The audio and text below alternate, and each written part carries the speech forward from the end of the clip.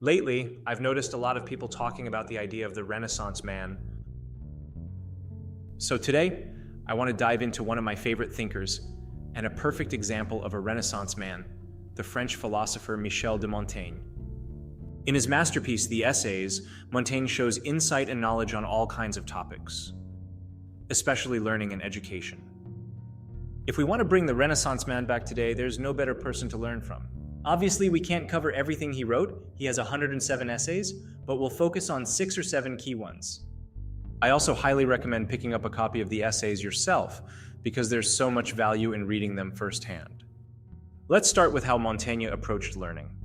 His approach is a perfect response to our modern hustle culture. Montaigne had a unique upbringing. His first language was Latin because his father insisted it be spoken at home. The goal was to make Montaigne a natural Latin speaker. Unlike the harsh, grueling education typical for young men of noble birth, his father wanted him to genuinely love learning. This shaped Montaigne's philosophy on education. In his essay on the education of children, he repeatedly stresses one point. A child, or anyone, should never be treated so harshly in their studies that they lose the joy of learning. This doesn't mean Montaigne didn't work hard. He sometimes claimed he only worked on things he found easy, but his essays show otherwise. He revised them extensively, adding insights from books he studied deeply, proving he applied himself diligently. At the same time, Montaigne refused to waste energy on meaningless tasks. He disliked rote memorization, which was common in his time, and chose to study what genuinely interested him. This brings us to the first key idea in his educational philosophy. Study what you truly want to learn, not just what you're told to. Montaigne read widely and cited many ancient and contemporary thinkers, but he repeatedly returned to Seneca and Plutarch. Part of this was because he admired their wisdom, but he also admitted he was guided by enjoyment. He even said that enjoyment was his main motivation for reading and writing. This idea might seem obvious. Of course, learning should be enjoyable, but in recent years, we've lost sight of it. Reading and studying have become tied to hustle culture, focused on productivity and results. Montaigne, on the other hand, became such a brilliant and well-rounded thinker because he genuinely enjoyed his work. So, Montaigne's essay on the education of children really asks, how do we learn to enjoy learning? He was ahead of his time in asking this. Ancient thinkers like Aristotle celebrated learning as one of life's greatest pleasures, but Montaigne's own time often ignored this. He described traditional French schooling as cruel, with students beaten and teachers abusing their power, wasting the potential of many young minds. His ideas influenced later thinkers like Jean-Jacques Rousseau, who shaped modern liberal arts education. Montaigne wasn't just a pleasure seeker. He believed that unenjoyable learning doesn't produce good thinkers. He compared his own unorthodox childhood education, guided by curiosity, to the harsh traditional schooling he later experienced, and there was no comparison. He learned more deeply, thought more freely, and became a better thinker under the system that encouraged joy. He noticed that many people around him just parroted others' ideas without understanding them, trying to seem wise. Montaigne's approach was different. He respected the brilliance of past thinkers, but used their ideas to think for himself. He didn't aim to be a walking encyclopedia. He aimed to internalize what he learned, reconstruct it, and make it his own. Part of this approach came from his personal nature. Montaigne simply couldn't force himself to study something that didn't interest him. Curiosity and personal love of the subject guided all his learning. This mindset also counters the modern idea that every bit of learning must produce financial gain. Of course, Montaigne had the advantage of wealth as a French nobleman, but the principle applies to all of us. Learning should be fulfilling and enjoyable, feeding our curiosity and appreciation of reality. Montaigne acknowledged the limits of his method. He didn't become the most learned person in any one field, but it allowed him to write insightfully on a huge range of topics, from philosophy and politics to history, religion, and education. His joy in learning made him tireless and thorough. Now, enjoying learning doesn't mean you only study when you feel like it. Montaigne's idea is to push yourself in ways that make the process enjoyable, not to grind through things out of duty with no joy. Skill plays a role too. When we're bad at something at first, it can feel painful, but as we get better, it becomes rewarding. So the big takeaway? Follow your curiosity. Focus on what interests you. Seek enjoyment in learning. That's the Renaissance attitude Montaigne exemplified, and it's just as valuable today. You might think, from what we've talked about before, that Montaigne only cared about pleasure in learning. But actually, he had a bigger goal, what we could call self-improvement.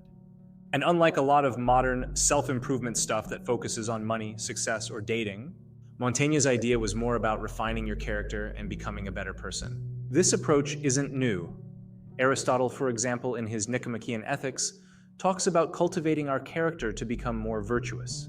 In that sense, it's a kind of self-improvement, but definitely not the way we usually think of it today.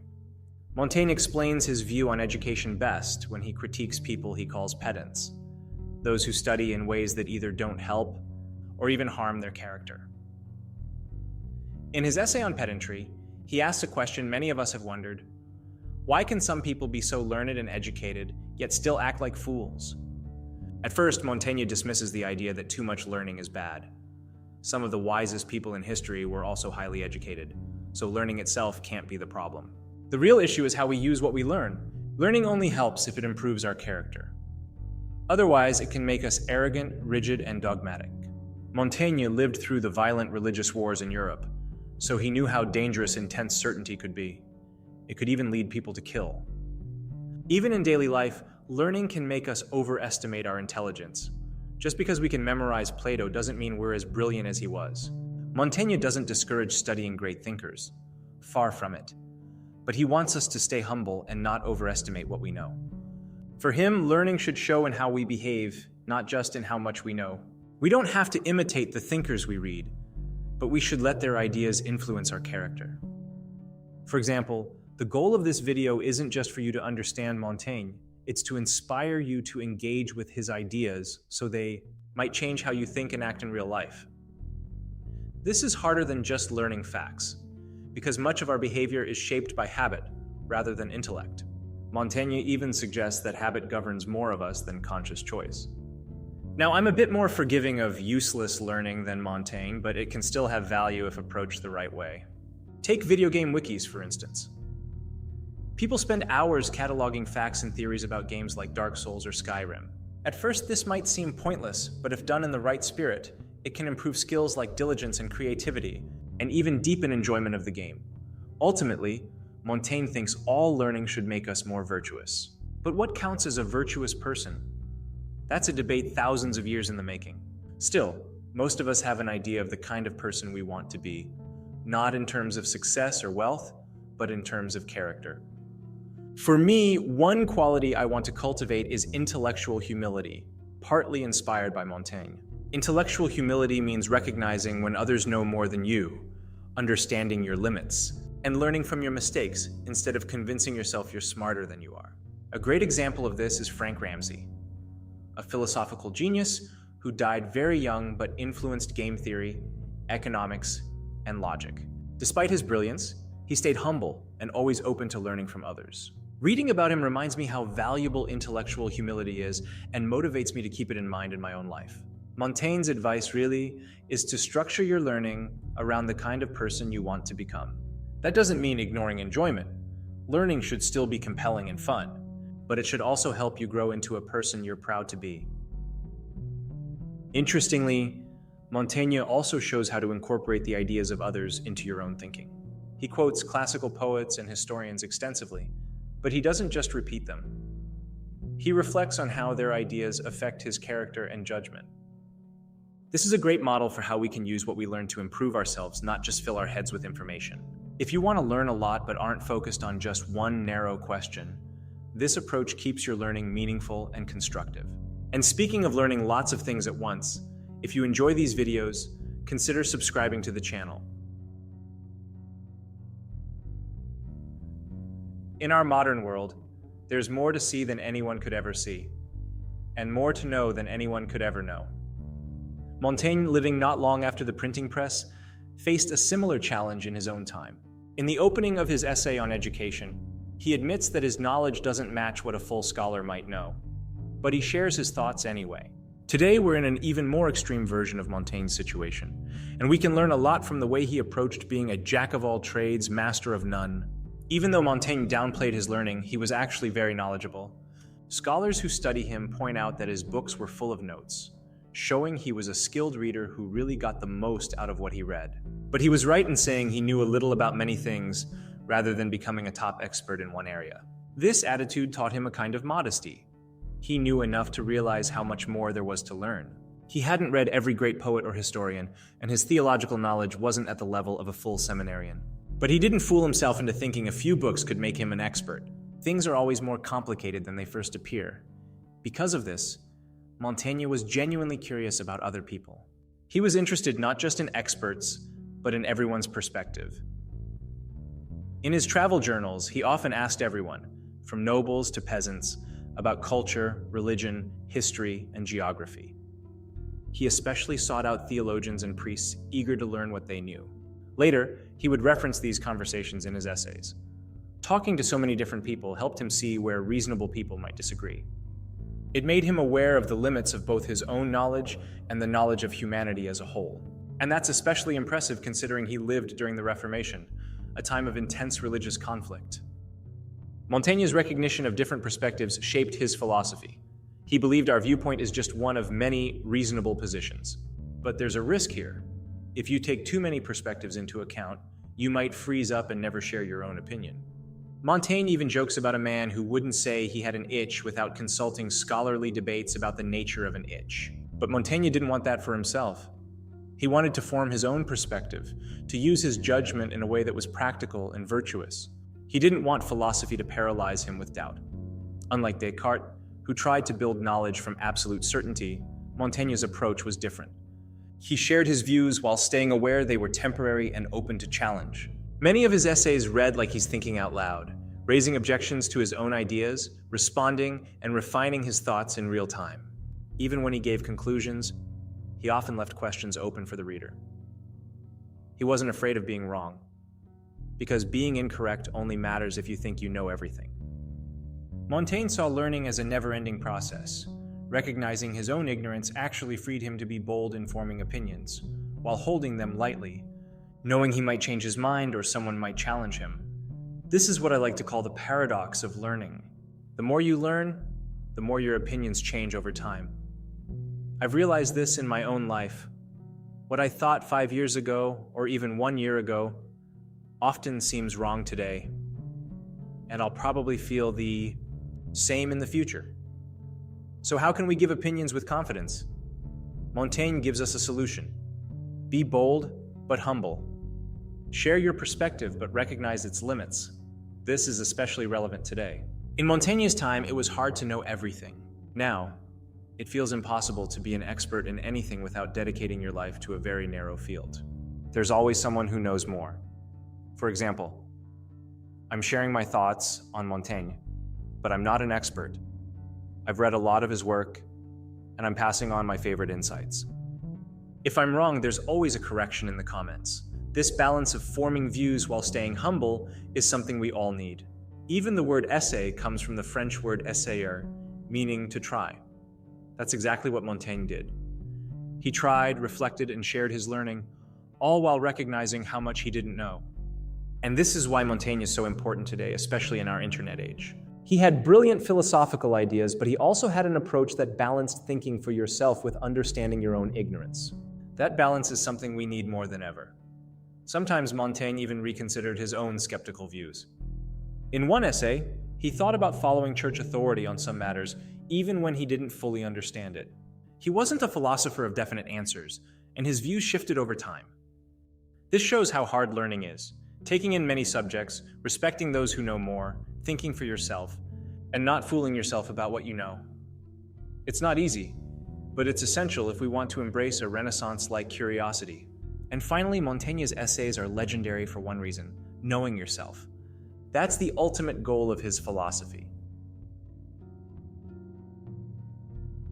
If you asked most people who study the history of ideas what Michel de Montaigne's biggest contribution was, they'd probably say it has to do with the self, or maybe the personal essay. Montaigne is often credited with creating the modern personal essay, where someone shares their thoughts on a topic using a mix of research and personal experience. A lot of the famous essays throughout history follow this style, and honestly, Most modern blogs are still drawing from the tradition Montaigne started. Of course, no idea comes from nowhere, but he was a major turning point in the way people wrote about themselves and personal reflection. Montaigne begins his essays by saying that he is ultimately his own subject. In other words, the essays are really about him. Ironically, this very personal approach is part of what makes his work so appealing. By looking so deeply into himself, he touches on things that are relatable to a wide range of people, because we're all human, even if the specifics differ. At a practical level, Montaigne's self-knowledge helped him focus on what he was genuinely curious about, rather than wasting energy on things that didn't interest him. Most of us know how valuable this kind of self-awareness can be. It also kept his ego in check. In his essay, On the Art of Discussion, he spends a lot of time listing his own faults as a man and thinker, while also wondering how aware other people are of their own blind spots. But Montaigne's introspection wasn't just for humility, it was a tool for philosophical exploration. By combining his personal reflections with ideas from other writers, he refined his thoughts and made new contributions to philosophy. For example, in his essays on sadness and how the soul discharges passions when the true object is missing, Montaigne explores the idea that our emotions are like internal forces that seek an outlet. This is a surprisingly modern insight, almost predicting concepts in psychology and psychoanalysis. He reaches these conclusions partly by looking at historical and literary examples, but also by reflecting on his own mind and experiences. Interestingly, Montaigne sometimes downplays his own passions, but in other essays, like of idleness, he admits his mind can wander wildly if not focused. What's fascinating is how he blends personal observation with the wisdom of others, creating what feels like an entirely new psychological insight. Of course, there are limits to this approach. Our experiences aren't universal, but Montaigne wasn't trying to create a grand theory for everyone. His main goal was to figure out how to live his own life joyfully and virtuously. If others found his insights helpful, that was a bonus. His personal experience wasn't meant to be universal. It was offered in case others could benefit. Montaigne's work also shows a balance between two approaches to self-study. One is the search for absolute truth, which he valued highly, especially as a devout Catholic with a sense of transcendent truth. The other is creating personal models for living, which are provisional and open to adjustment as he gains more experience. He constantly refines these models through reflection and experience, shaping them to help him live a fulfilling life. Even the way he wrote his essays reflects this. He would draft and redraft them, making the essays feel alive rather than finished. In her biography of Montaigne, Bakewell even titles it How to Live, which is fitting. Montaigne makes observations about human nature, diplomacy, duty, and other topics. But the parts I find most interesting are about the procedural knowledge of life, how he chose to act, think, and exist in the world. Montaigne was a thinker of internal tensions. He balanced curiosity with rigor, virtue with pleasure, humility with originality, and personal experience with the wisdom of others. These are the same tensions anyone faces when diving into self-directed study. If we're hoping for a resurgence of the Renaissance man, there's a lot we can learn from Montaigne, who truly lived the life of a curious, reflective thinker while still enjoying the world. As a practical exercise, one of my favorite ways to engage with Montaigne is to read an essay, and then write my own reflections, using his ideas as a starting point. In other words, I take Montaigne's thoughts, add my own experiences, and see where it leads. It's a great way to explore topics you might not have considered, and to do exactly what Montaigne did during his retirement in his tower. And if you want to start your journey toward becoming a Renaissance thinker, a great first step is learning how to think a little better.